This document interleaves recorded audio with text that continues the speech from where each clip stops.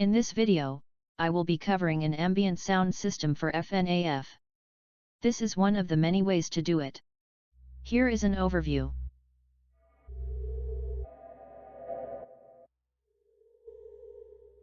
Let's start off by importing your audio. I have one for fan and another for generic ambience. Let's start with this fan. Right-click and turn it into a sound cue.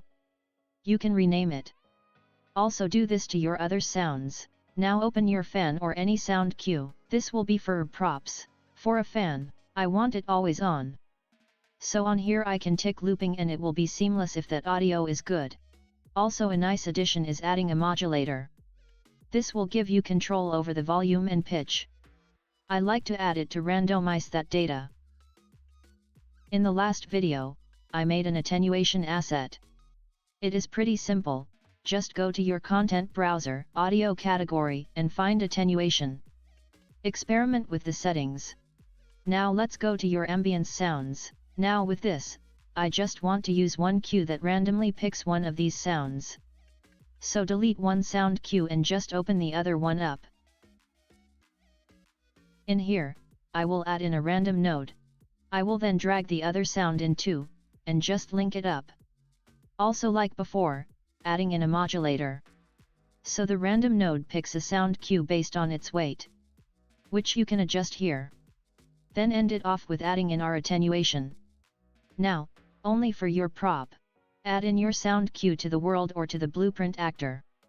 Now that is done, we can move on to your ambient audio.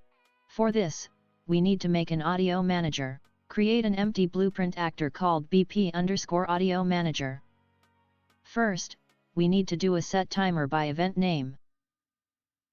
Drag from the red event and create a custom event called play audio. The duration would be the starting time before it plays an audio. This event can start in a few seconds. We now need a variable to store a list of sound spawners, which will be an actor we create in a moment. Right-click and create an empty actor. Call it a sound spawner. In here, it will have an audio component. Disable auto activate on the audio.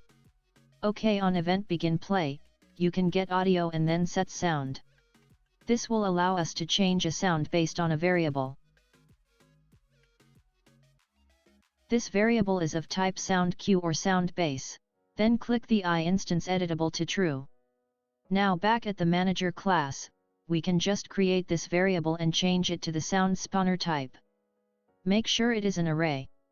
Instead of manually adding the elements, we can go to the event begin play and then get all actors of class and just set it to our array. Make sure to select the right class. Link it up. Now, get your array variable and from there, use a getCopy node. We want a random element from it, so get the last index. Get a random number in range 2. Now from that get, find your audio component. You can call your play node. Now it is optional, but you can add a for loop to get more than one sound being played at around the same time. Now place your audio manager to make it work, then add in your sound spawners. You can now place them anywhere you want. Choose the ambience sound, put it at a far distance to make it really good. And add many more of these, and spread them out. Then test game.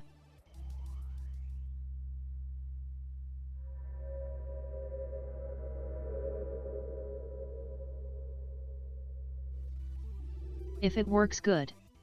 Tomorrow's video will be on events like Golden Freddy and It's Me. Consider subscribing, joining Discord, sharing and liking this video, and see you next time.